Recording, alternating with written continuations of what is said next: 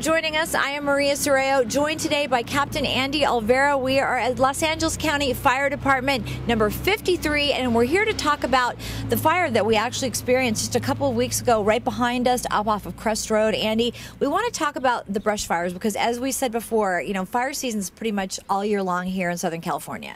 Absolutely, especially here on the backside of the hill, which has a lot of what we call 1 hour fuels. And what it means is in 1 hour with a dry day with some heat, it could dry it all the way out and be ready for fire. Oh. So it really doesn't. We truly don't get out of fire season, especially over here. We don't. Right. You know, I want to talk a little bit about what people can do to really be prepared, because a brush fire is the kind of thing where usually they'll come and ask you to evacuate because it's too close to your home, and people are nervous. They don't know what to do, what to take. So what do we suggest?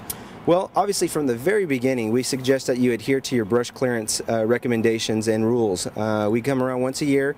I hate doing it. I hate going to people's backyard to tell them what they have to do to clean their yards, but to be honest, it's a help me, help you situation. Absolutely. It gives us what we call defensible space. Okay. What it does is it enables us to get in there and prevent the fire from consuming your home. Okay. So it's invaluable when it's needed. It's like an insurance policy. We hope we never have to use it, but when we do, we want it to be a good one. And your clearance and adhering to what we're requesting is the good policy.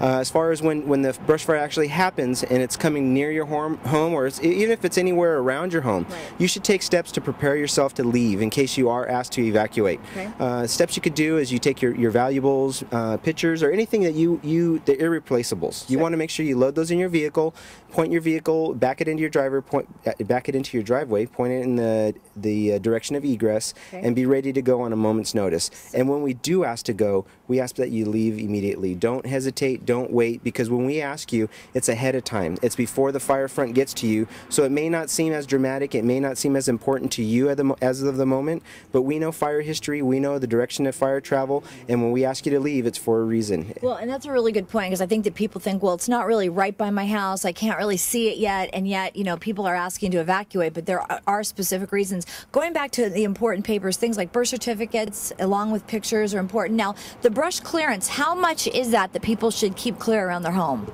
Well, on average, it's about 200 feet that we're asking for, or to your property line. Those are what we're asking, and those are the recommendations of the local area. And like I said, if you'll have a notification once a year if you are one of those homes that requires it, okay, and it has directions on the back specifically on what you're supposed to do and how to do it. Okay. I think that people also have to remember that, like you were saying, there's so much brush around here, there's so much open space, which we all love having, but at the same time, it's a huge fire hazard always. Absolutely, absolutely. It's something, it is a balance. There is nature, and it is pretty to look at, but when a fire is coming up to your home, that pretty vegetation isn't something you want to be looking at. You want a nice, clean, low-cut grass. We want to make sure that area immediately around the home is not going to have stuff that's going to catch on fire. Even wood, your fireplace wood, right, piled up on the side of the house. That's not recommended. We recommend you do that. Put that away from your house, because if the embers do come to your home and they do get in that area, we don't want that to start those consumables. Like I said, it could be patio furniture, it could be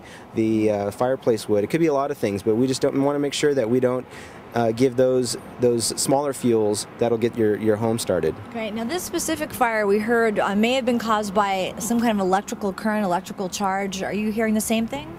Well, right now our cause investigators are still actually trying to pinpoint that exact cause. We have one of the people who initially reported it did report a flash, a large electrical flash, so we could assume it has something to do with that, but we don't have an official cause at this moment. Now, how many fires start by lightning? Is that a common thing?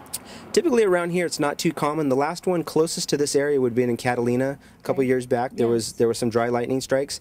In our high desert, it is very common to have dry lightning, and that is, you know, you'll have many starts at once, and it gets very dynamic, and it's very difficult to follow those types of fires.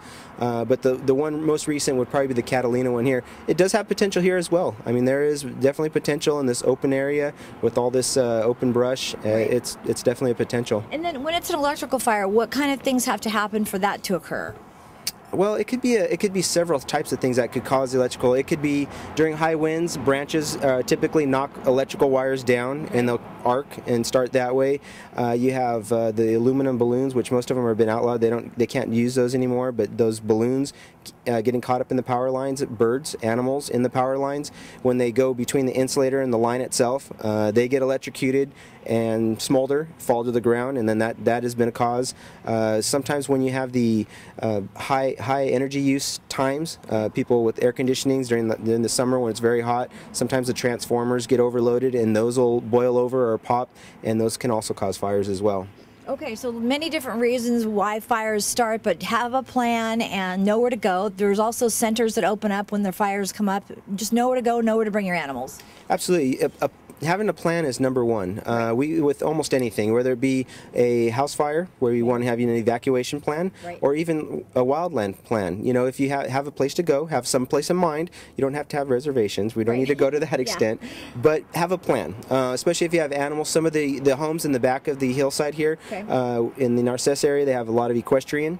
So we want to make sure you keep those in mind. And even if you're in a regular just a house and you don't have a horse, you have dogs, you have cats, you have other animals that are going to be frightened and scared when these fires are happening. The smoke, the excitement, the sirens are all going to get them excited, so they may act different.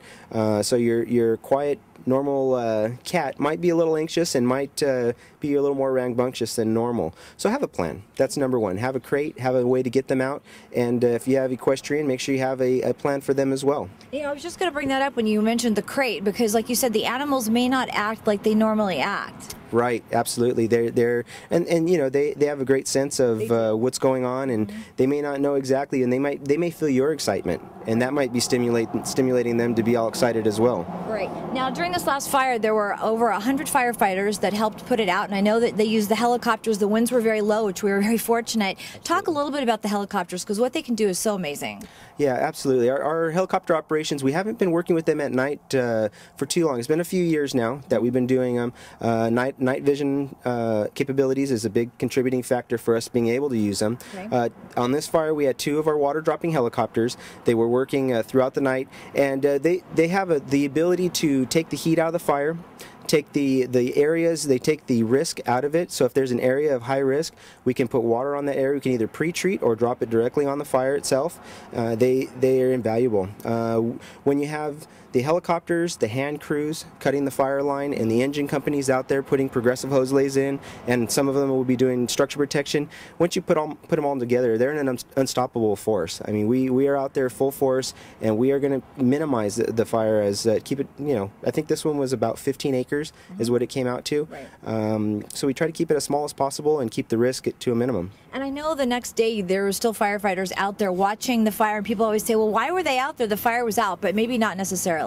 Well, that's you don't want to fall into a security thinking it's a lull. This engine company here, Engine 53, and we had a couple of our patrols, the small fire engines, out there throughout the night. And what they're doing is they're making sure all the embers are out, making sure when we cut that fire line and we separate the burn from the unburn, what the hand crews are doing. Sometimes you might pull a little bit of that burnt stuff into the green stuff, is what we call it, which is actually brown, but we call it green. Here it is. And sometimes, you know, you might it's like a cigarette sitting there burning and smoldering, and it may not be an hour from now, it may not be 2 hours from now, or it may be just a slight breeze that picks it up, and now all of a sudden we have another fire. So we don't want that to happen. We want to make sure we keep crews out there throughout the night, making sure that they're going to, you know, prevent any further flare-ups or anything else from happening. If for some reason it does happen, they'll be there right away, and they'll be able to take action. We won't have to have a delayed response where we'll have to wait for someone to call us. We'll be there. Well, you guys do a great job. Great information as always, Andy. Thank you so much for being with us. And just a reminder, get everything ready, get all of your affairs in order, and if they say evacuate, have a plan, keep your family safe. I'm Maria Sorreo, and we'll see you around the peninsula.